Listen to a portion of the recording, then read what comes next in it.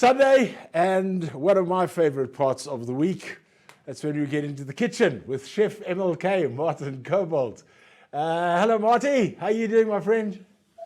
How's it, Jeremy? I'm doing absolutely fantastically well. I mean, I can't even find the words how well I'm doing, Oh, I'm geez. blessed. I Yeah, am of course blessed. you are. Martin's sitting in Austria. You could see by his clothing. You wouldn't have been sitting like that in South Africa last weekend, but look at that. Yeah. And I believe you were playing Yeah. golf the other day, and yeah, no, it's not Yeah, acceptable. no, it's summer, you gotta use the opportunity. I mean, last week, as you remember, I was up on a mountain where we're normally skiing, and today I wanted to actually do an outside broadcast as well, but it's very foggy. It's very strange weather. I mean, I was saying to Maria this morning. Well, in fact, she said to me, she said it feels like it's autumn already because there's a lot of fog down here on the lower ground of the valley.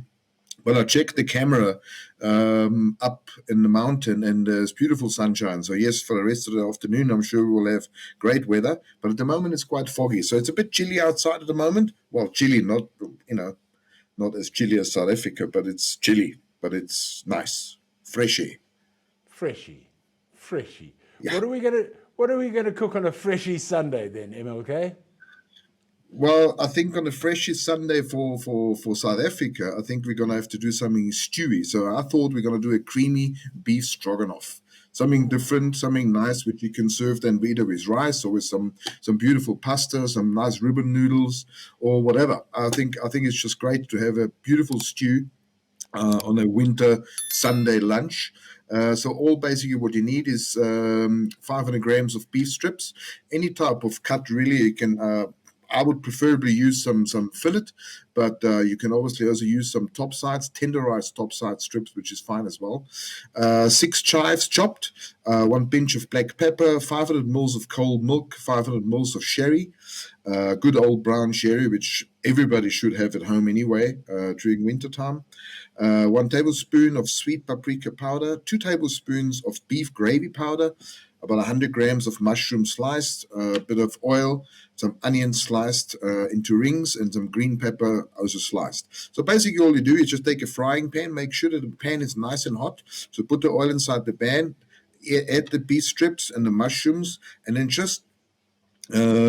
I just fry them off quite nice and frisk that the beef browns nicely. Then add the onions, the green pepper, and the paprika powder, and continue to fry until the onions are nice and soft, nice glazy through.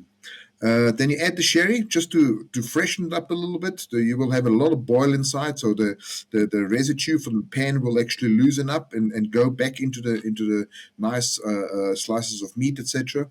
Then you mix the gravy powder content on a separate side with the cold milk, and you add that to the beef mixture. They bring that to the boil, and then just until boil it until it's nice and soft. So if you got a tenderized steak, like a top side or whatever, it will take a little bit longer. If you got beef fillet, that process will take literally like 2 minutes. And then you cut, if you got the top side, you simmer it for about 30 minutes and it's tender. And you season with black pepper, sprinkle with some chives, and then serve it with rice, as I said earlier, or with ribbon noodles, any pasta, and a big, nice bowl of salad. So that will go very, very well. You know what? My two uncles down in the Eastern Cape both had Yeah. catamaran fishing boats.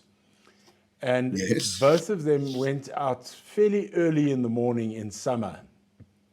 And obviously, one of the most standard things on the fishing boat was the cooler box with all of the bait in it, and then Oh, I thought yeah. then the other cooler Okay. box with the beer. But there Okay. was Yes. Yeah. but there was always a bottle of old brown sherry Yeah. in the one cooler box, in the beer cooler box. Yeah. And Yeah. they swore that was in case somebody fell into the water and you needed to give them something which would warm them up very quickly. I don't know how many guys fell in the water every single day because I never ever saw that old brown sherry come back empty. Never. I mean, full. I'm sure. No, Always empty. if somebody didn't involuntary. Somebody must have pushed them into the water. Yeah, Absolutely. Or they just got eventually desperate and they just dived in themselves. Yeah, exactly. So there's a bit of splash pooling with the crocodiles and the hippos, but then an old brown sherry goes down. That's a good old typical South African drink, and it's something that a lot of us don't use enough in stews and those sort of things as well, because it does help with that. Not necessarily the taste, but just the way that it pulls everything together. Yeah, but even the taste. I mean, a good old brown sherry. It's like, it's got this really distinct South African taste. I would really think, yes. I mean, I enjoy drinking it as well, but only especially in winter times. But it's got this. I would rate it as one of the South African traditional ingredients for cooking, because it's got this distinct flavor and taste. I love the old brown sherry, which goes down, especially in stews. It goes down very, very well. Yeah. It's like my sister has a lovely now, since we made a bit of good advertising for good old brown sherry, I think we need to phone them. My sister has really good. I love it. My sister has a wonderful big poster in her kitchen, which you've been to, Martin, on the farm in Bathurst, and it reads. It's not quite the same as old brown sherry, but her poster reads. I love cooking with wine. Sometimes I even put some in the pot. Yeah, exactly. That's Chef I think it's an international. Chef MLK, that recipe and the ingredients will be up on your website very soon. chefmlk.co.za. Nice talking to you again, and hopefully we'll see you soon in South Africa in the next month or so, because I know you've got some big competitions coming up. Very briefly, just tell us about those. Well, we've got the ShopRite Checkers Championship Boerewors competition happening now on the 4th of August. We got the top 30 competition, and then the final is taking place on the 26th in Cape Town, where we got the top 10, and they will be cooking off the top 10 Boerewors, and then we'll meet the winner, hopefully on that day. Well, we've done it for the last 16 years. And then on the 25th of August, we've got the Global Pizza Challenge South Africa leg happening again. There will be also live broadcast via podcast and YouTube. That's happening on the 25th of August in Johannesburg. So I'll be there for them most definitely. Well, maybe what we can do is we can lift some of that stuff with your permission and Global Pizza Challenges for permission, and we can have a look at some of those pizzas that are made. But what I would like to do is the weekend after the ShopRite Checkers Best Boerewors competition winner has been announced, is maybe we zoom in him into the show with you or her, and we have a chat about their boerewors, because I know that boerewors, that recipe, goes on sale countrywide through ShopRite Checkers stores after the competition.